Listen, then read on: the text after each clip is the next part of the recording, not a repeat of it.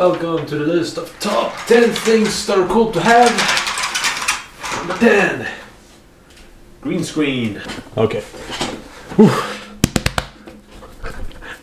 Warm-up sequence completed. Hey guys, welcome to a YouTube video. I had this great debate with myself the other day. It went like this. Should I keep my videos gaming related? Or should I do whatever the fuck I want? I decided that gaming related things are in the category of whatever the fuck I want, so I took that option. Welcome to a history video. Huh? Welcome to a history video that I've been putting off since 2025. I even forgot to do like the best of 2025 Mr. Liams. Trust me, you didn't miss much. Let's set the scene. The year is 1776. No, it isn't. 1676. I'm doing this video on the fly. If it has inaccuracies, I'm very apologetic. I ain't. When was the Scania? Yeah, I'm not kidding. I was looking that up right now.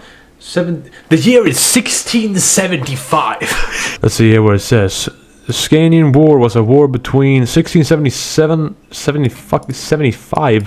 The Scanian War was a war between 1675 and 1679. It happened between Denmark, Norway, Brandenburg, and Sweden. The war, it happened in Scania. That was a 4-year-long war. Isn't that crazy? Imagine doing one thing for 4 years. Idiot. Thank fuck World War II wasn't 4 years long. Hold, let's set the scene. You can't keep getting away with it. I don't remember these dates. I'm very sorry. I ain't. Once again. Let's set the scene. I am once again. In 1655, the north of Europe, they had a scuffle, alright. Russia was all like, oh, and Sweden was all like, and Denmark was all like, and then probably some other people, but we don't care about them right now. It's not their video. All I know is that the conclusion was pretty dapper for my home country. I couldn't find the Swedish flag. We'll have to go with the Finnish one. Wait, here it is. Sweden. Yeah. So basically, at the end of the Second Northern War, because there was a lot of Northern Wars, there was also a great one that I will cover in the future. Russia lost fucking everything. It's all gone.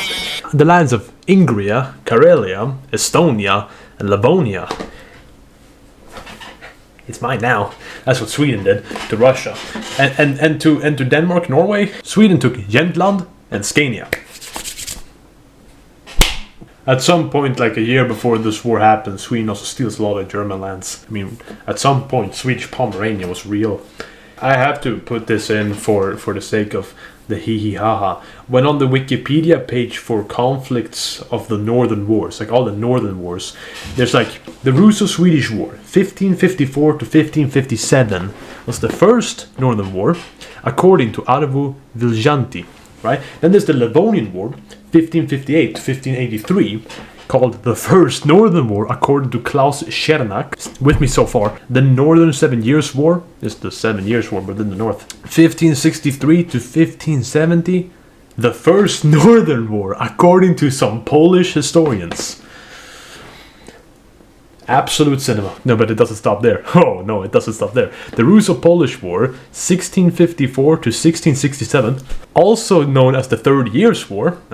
Yeah, that war. First Northern War, according to some Russian historians. The Second Northern War, 1655 to 1660, that's what we've been talking about just now. The First Northern War, according to traditional English, German, Russian, and Scandinavian historiography. In Poland, known as Swedish Deluge. Delusionism. Defenestrationism. So who knows what war it is, really is? Who knows what video I'm actually making? Excuse me for my squeaky chair. I'm fat as fuck. Look how fat I am. I'm like a whole concentration camp victim. Sorry. Great tragedy. Anyways, essentially, in 1658, sort of a treaty is done between Sweden and Denmark. The Treaty of Roskilde, where Sweden gets this piece of Norway and Scania. However, it's not cemented that they get Scania until 1660. In the 1660 peace treaty, Denmark says, we don't want to give you this piece of Norway. That's dumb. That's dumb as fuck. So the Swedes have to give that up. But they do get all of Scania. Clearly the Danes did not appreciate giving up like half of all their fertile soil. So back to war they go in 1675. I have to take a screenshot of that. That is stupid as hell. I'm gonna put that on screen. You're gonna see what I mean. You see, at the time of this First Northern War, which is what I'm gonna call it, the one from 1655 to 1660, not according to a lot of historians, apparently. That's okay though. Okay, right. So this war between 1655 and 1660 leaves basically all of Sweden's neighbors feeling a little furious. Russia under Alexis is just like, oh damn you motherfucker! I'm gonna take that back one day. All my predecessors. We'll see who succeeds. Oh, you're motherfucker. Denmark, whew, they're furious as fuck. Frederick III, he's pissed off. Charles X, you know, they have this whole dialogue between each other. It's just amazing. Charles X of Sweden hits Frederick with, "Get the fuck off our peninsula, gay boy." Frederick coming back with the ingenious replies, "Nuh-uh, don't call me that. I hate the gays." Of course, Charles XII here gets a casus belli and goes L bigot. The conversation devolves from there. I'm declaring war on fat gay kids. This is a quick note to people who are here to actually learn about the history. You should watch like an actual video about that. Anyways, the peace treaty, the Roskilde. Yes, that happened in 1658. You know, that was because a certain someone, I won't point any fingers, marched over the Danish straits on the ice. Charles X, who single-handedly destroyed every one of his neighbors in some way or another, he ends up dying in Gothenburg from a lung infection.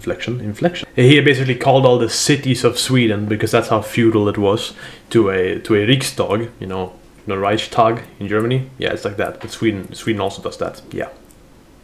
There's some similarities. They go ahead, they do some proceedings, you know, they're talking, you talking, I'm talking, we talking. He brings with him his wife, Hedvig Eleonora, and also his 4-year-old toddler heir, his only child, Charles XI. And this is where things get interesting. Because if you only have one kid at a time where only men can be in power, and that kid happens to be 4 years old, you know what happens? Yeah, that's right.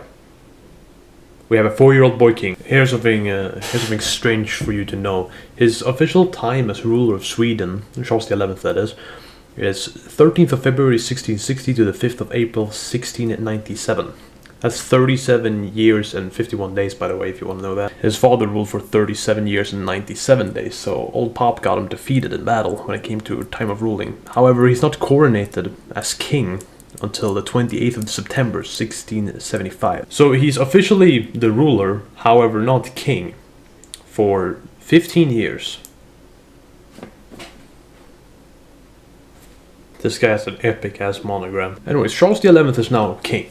Take the clock forward to like the 1670s. Young Charles XI has only one way to look at the world. That's the way both his father and basically everyone before that followed the world. And that is, a king stands at the head of his army and they fight with the army against everyone who stands in their way. And that's exactly what young Charles XI plans to do. In a time where every single neighbor around Sweden fucking hates him. Denmark is under the rule of Christian V now. He has this whole thing about prestige and shit. He thinks that the national dignity of Denmark has been completely revoked, removed, banned, shadow banned, everything, whatever, blocked on Twitter, by the loss of the Scanian lands. That means Skåne, Blekinge, Halland. He wants to restore this. However, Charles XI, he has a little sleeve off his slip, sleeveless. And he, not him himself, he didn't want to, but basically every single one of his advisors said, yo, let's sign an alliance at least, because we are sitting here at a time where you think that what's gonna solve any conflict is just marching at the enemy ahead of your army. Like, man, you're a genuine kid.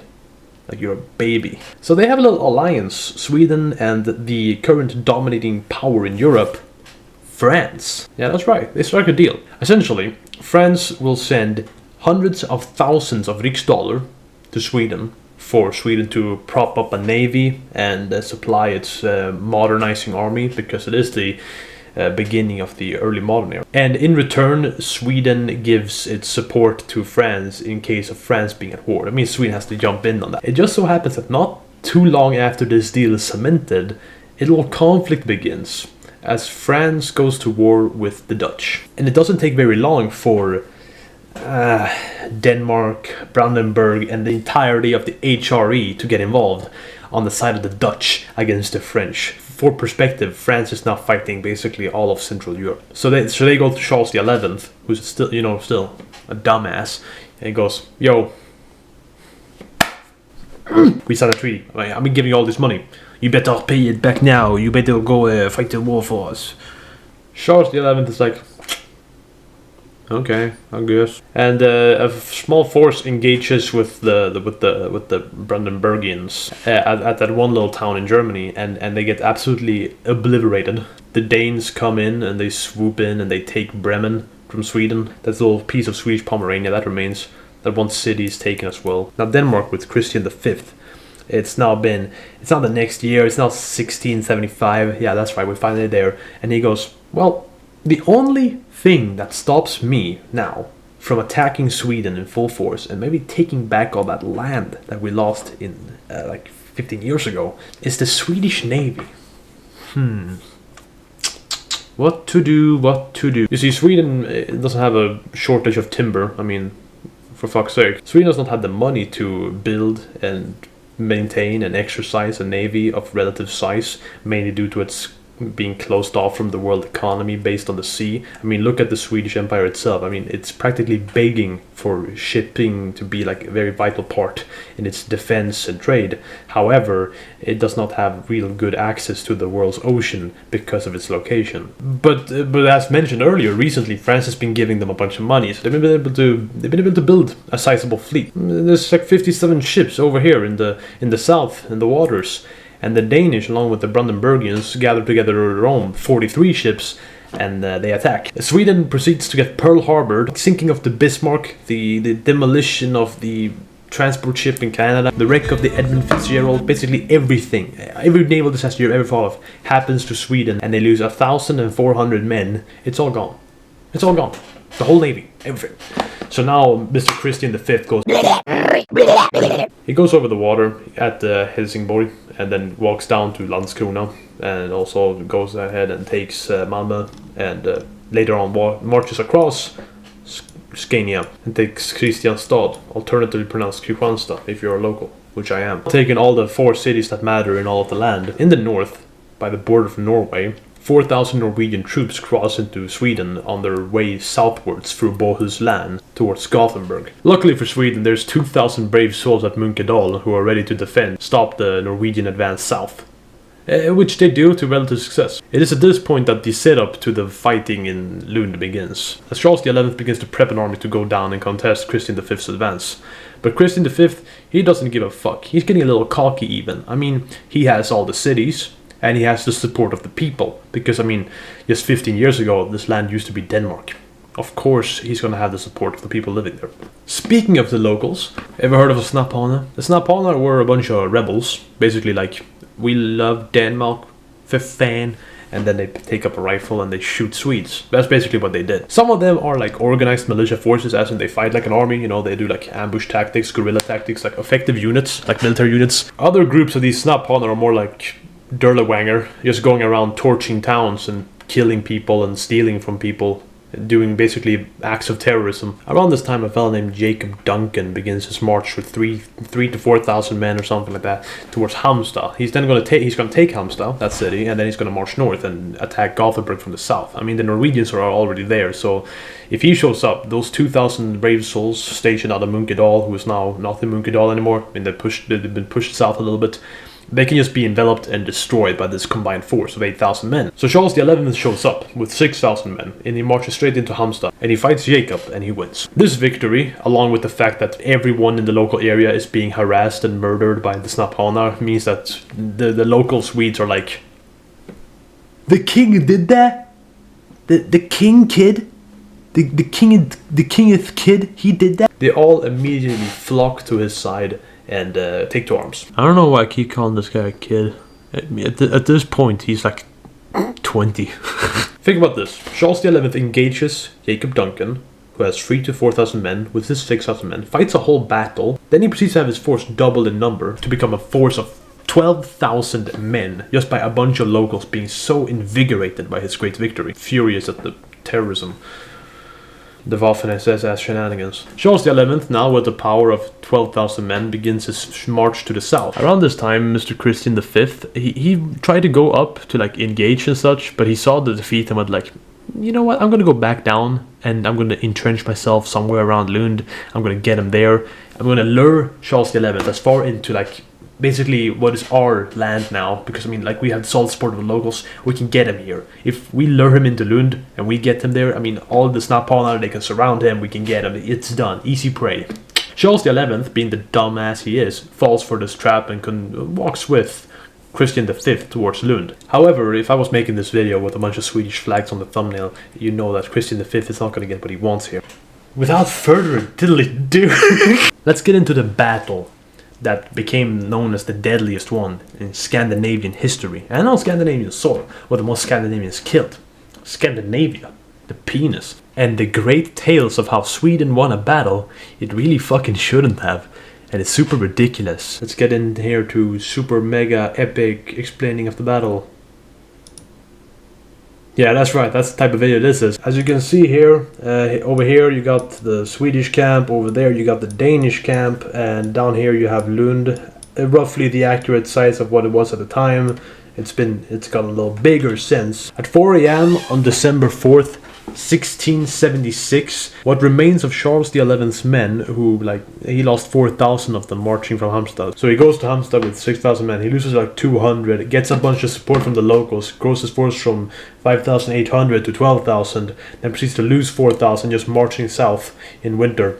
Yeah, he now sits here with 8,000 men. Everyone else is dead from disease and starvation and such. A lot of Snapphanar activity killed a bunch of the men he had with him. But he has arrived here on his little base. Christian V, he's over here, you know, being himself. And the general preparation here is that there will be a battle very soon, probably in this area right here, in between the camps. I mean, that's the most logical thing you would think of.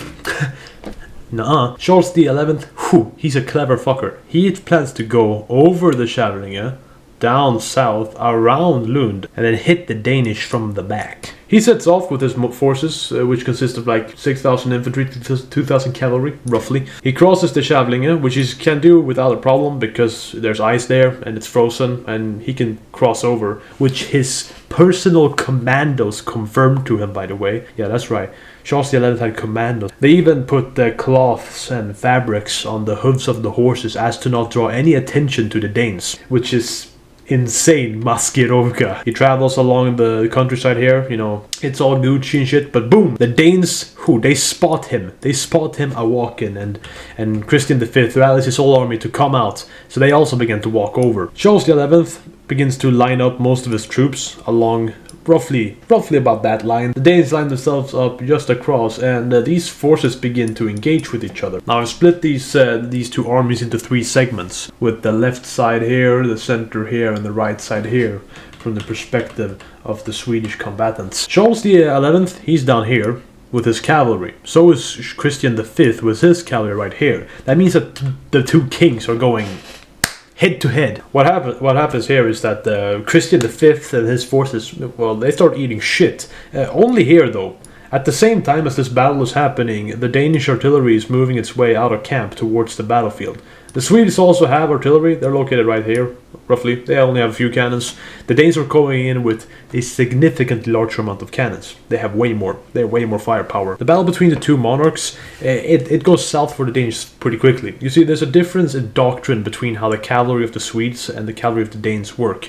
You see, the Danes, they sort of line themselves up in formation with their horses when they're attacking, shoot off a salvo, and then they switch out for a next line to do the same thing. The Swedes are sort of like run at the enemy, hope you don't die type of situation. They storm as close as they can to the Danish infantry, fire off a volley with their pistols, and then they just cut the rest of the Danes that they see that doesn't get killed by the bullets down with swords. That's basically what they're doing, and it works pretty well. The Danish cavalry begins to retreat. The king, Christian V, begins to run away, basically northwards, and then Charles XI, being like eager to clap his cheeks or something, he follows eagerly with half of his cavalry from the right wing. The rest of the Swedish cavalry goes straight towards the Danish camp, where the Danes are just like, what the fuck? They basically scatter out into the countryside. But the Swedish cavalry, they pursue them. Very soon the Danes are with their backs to the Kävlinge and are forced to confront the Swedish cavalry head on. Meanwhile, Christian V, who thinks this battle is completely lost, he runs towards the Kävlinge and he plans to cross it and goes and tries to go over towards Landskrona, which is over in this direction. However, now, being later in the day, the ice of the Kävlinge has begun to melt. And the Danish cavalry finds themselves pushed up against the river with the Swedish cavalry headed by their king, so they're very invigorated, begin to push the Danes onto the ice, which does not hold. Hundreds of Danes go under the ice and drown. However, Christian manages to get across and begins to run away. Charles XI, after killing all the Danes, goes like, that was fun, time to cross the ice. And he does.